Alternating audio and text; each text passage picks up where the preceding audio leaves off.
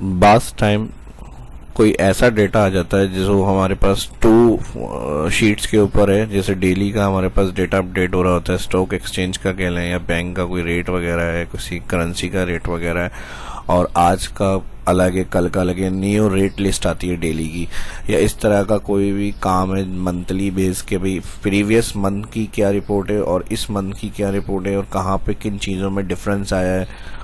अब उन फाइल का जो डिफरेंस है वो हमें किस तरह से चेक करना पड़ेगा एक्सेल में, यानी शीट 1 पे पहले क्या था पिछला प्रीवियस डे का या प्रीवियस मंथ का, और इस दफ़ा जो करंट मंथ है करंट डे है तो उसमें क्या चेंजेस कहाँ कहाँ। यह बहुत बड़ी शीट है तो हम इसको मैनुअल तो नहीं चेक कर सकते हैं। अगर हर शीट के अलग अलग कॉलम है और सेल में कुछ चेंजेस वगैरह है और उसको हम चाह रहे हैं कि चेक करें, और जहाँ जिन जगहों पर डिफरेंसेस है वो चेक हो जाए और जहाँ डिफरेंसेस है उनको हाईलाइट किया जाए, तो ये सारा काम फार्मूलों से किस तरह से होगा।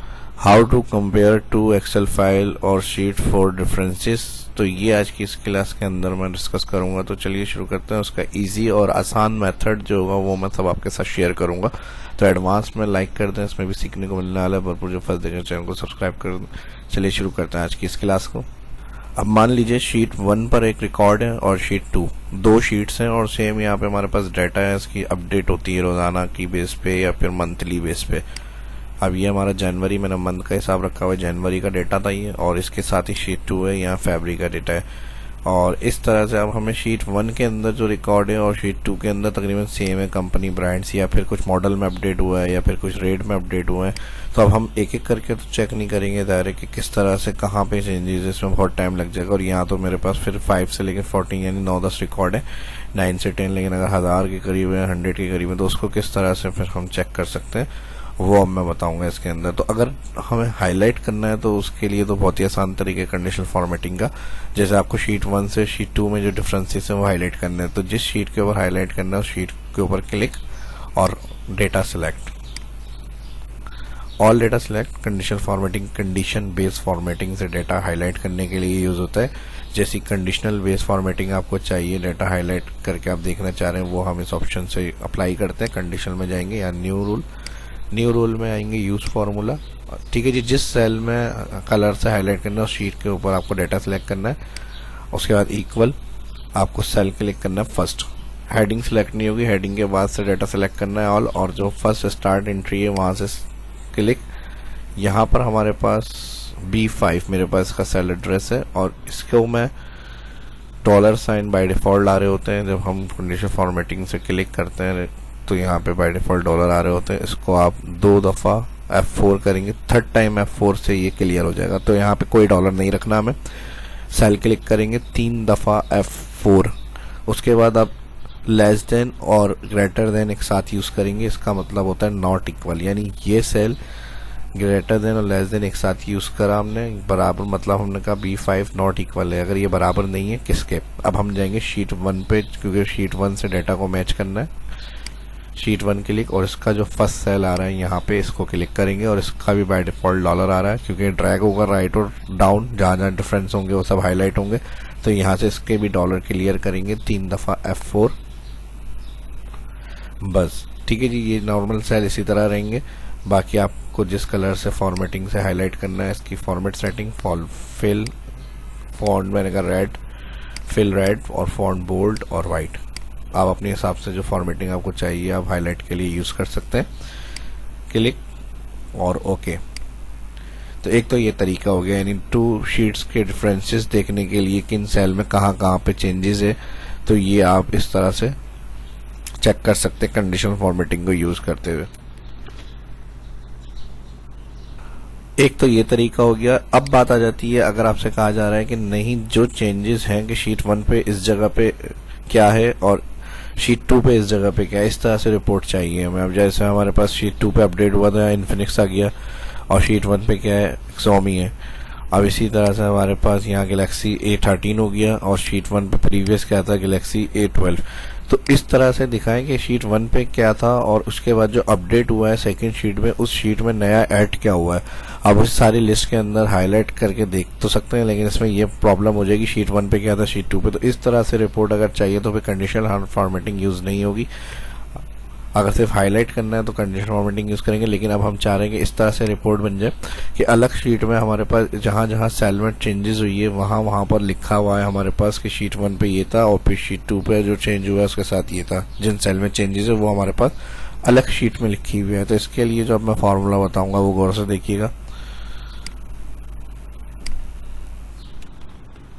अब जो दोनों शीट में डिफरेंस है, शीट 1 का टैक्स और जो शीट 2 पे टैक्स में चेंजेस है, तो फॉर्मूले से ये देखने के लिए कि दोनों शीट में जो डिफरेंस है वो शीट 3 पे दोनों साथ लिखे हुए हैं कि शीट 1 पे ये चेंज था और शीट 1 पे ये ओरिजिनल है और शीट 2 पे ये चेंज है। तो इसको इस तरह से चेक करने के लिए शीट 3 पे जाएंगे, फर्स्ट सेल में या फार्मूला लगाएंगे इक्वल इफ।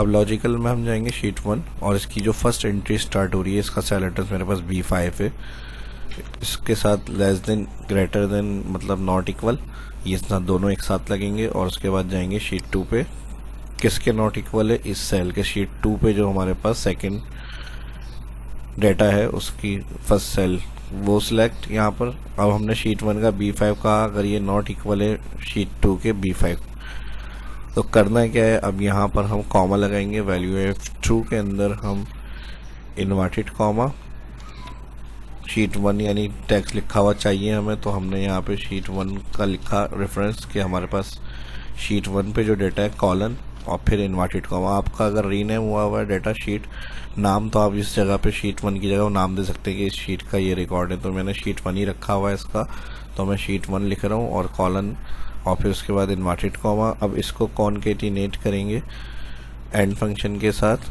शिफ्ट के साथ 7 एंड फंक्शन के साइन के साथ। अब जब शीट के लिए होगी तो यहाँ पर शीट रेफरेंस और डिस्क्रिमिनेशन साइन आएगा इस तरह से। इस एंड फंक्शन लगाएंगे, शीट पे क्लिक करेंगे, अब ये इस तरह से एक्सक्लेमेशन साइन और जो फर्स्ट सेल आ रहा है B5 उसी को क्लिक करना है, ठीक है जी। उसके साथ फिर एंड फंक्शन लगेगा और अब सेकंड शीट के साथ कॉन्केटिनेट करना है, तो यहाँ इन्वर्टेड कॉमा और स्पेस के साथ लिखी हुई आ जाएगी, यहाँ जो पहला इन्वर्टेड कॉमा इधर भी स्पेस और यहाँ से विस लिखना है हमें, विसेस यानी वर्सेस ये जो शीट फर्स्ट है उसके साथ सेकंड शीट के लिए हम विस लगा रहे हैं और यहाँ पर मैं स्पेस दूंगा। इसको स्पेस देने के बाद जाएंगे हम शीट 2 या शीट 2 जो है वो लिख लेंगे हम,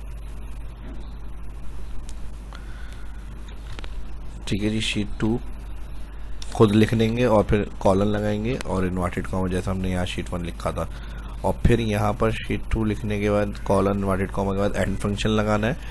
एंड फंक्शन लगाने के बाद अब आप जाएंगे शीट 2 पे क्लिक,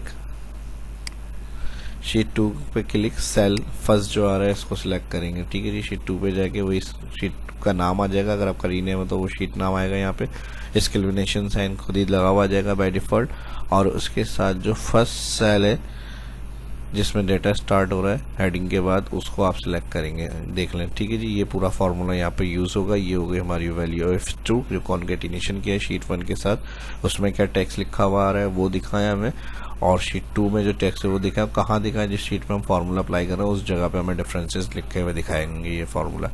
ये काम करने के बाद कॉमा लगाया, वैल्यू फॉल्स के अंदर हमने ब्लैंक कर दिया, यानी जहाँ सेम कंडीशन है तो वहाँ अगर आपको चाह रहे हैं रिटर्न में लिखा हुआ प्रिंट करना तो आप वो भी यहाँ पे रख सकते हैं। मैं चाह रहा हूँ ब्लैंक हो जाए क्योंकि हमें सिर्फ डिफरेंसेस चेक करने हैं, तो इसलिए मैंने वैल्यू फॉल्स कंडीशन ब्लैंक रख दिया, जहाँ सेम कंडीशन है वहाँ पर कुछ भी शो नहीं हो, ब्लैंक हो जाए। ब्रैकेट क्लोज करके एंटर। अब देखिए फर्स्ट सेल में कोई चेंजेस नहीं होगी क्योंकि शीट फर्स्ट का भी सैमसंग लिखा हुआ है सेल में, शीट 1 का भी, दोनों शीट में सेम नेम है।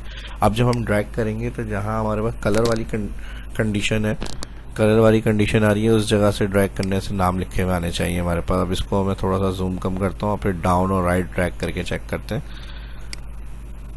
ठीक है जी। क्लिक से डाउन, अब देखें जहाँ शीट 2 में हमारे पास एक्सोमी था और शीट 1 पे और शीट 2 पे इन्फिनिक्स, तो वो डिफरेंस आ गया लिखा हुआ शीट 1 पे।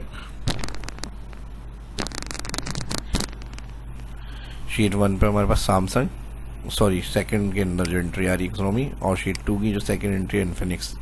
अब इसी तरह फर्स्ट रेट जो है शीट 1 के वो 500 है, सेकंड डेटा जो रिसीव हुआ उसमें फर्स्ट में 449, सेकंड में 500, तो यहाँ पे हमारे पास हम राइट फिल करेंगे तो इन डिफरेंसेस का भी हमारे पास लिखा हुआ आ जाएगा रिकॉर्ड। डबल क्लिक की ऑटो फिट आप कर सकते हैं। ठीक है जी, ये देखिए सारे रिकॉर्ड चेंजेस के आ रहे हैं। शीट 1 पे आपकी ये एंट्री थी और शीट 2 पे आपकी। तो कंपेयर डेटा या अपडेट डेटा जहाँ पे रिकॉर्ड होता है डेली का, मंथली का, वीकली का, तो उसको अगर आपको कंपेयर करना होता है कि भाई शीट प्रीवियस में क्या चेंजेस हुई है और इस दफ़ा की जो अपडेट हुई है उसमें, या कोई भी कंपेयर टू डेटा सेट करना है, तो ये आज की जो एग्जाम्पल है आपके काम आएगी। अभी तक अगर लाइक नहीं किया तो उसको लाइक भी करें, ताकि इस तरह का जो काम कर रहे हैं उनके लिए हेल्प हो सके, और उसके साथ शेयर भी करें। ठीक है जी, और जहाँ तक डाटा होगा वहाँ तक हम ड्रैग कर लेंगे। तकरीबन मेरे पास एंट्रीज़ जो है 10 तक एंट्रीज़ हैं, तो मैं यहाँ पे जाऊँगा और इसकी मैं फर्स्ट से एंट्री को 10 तक ड्रैग कर रहा हूँ, राइट और फिल डाउन। यहाँ से सिलेक्ट ऑटो फिट कर लेते हैं सारे कॉलम्स।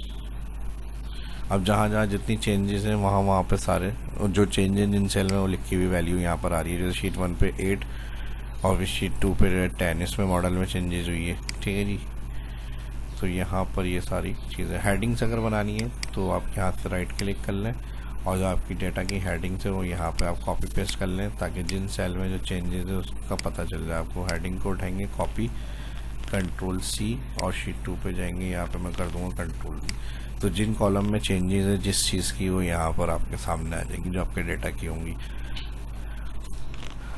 तो नापसंद आने की वजह है नहीं, हेल्पफुल है आज की वीडियो काफ़ी। जो वर्कआउट करते हैं इस तरह से तो उनके लिए काफ़ी हेल्पफुल रही है।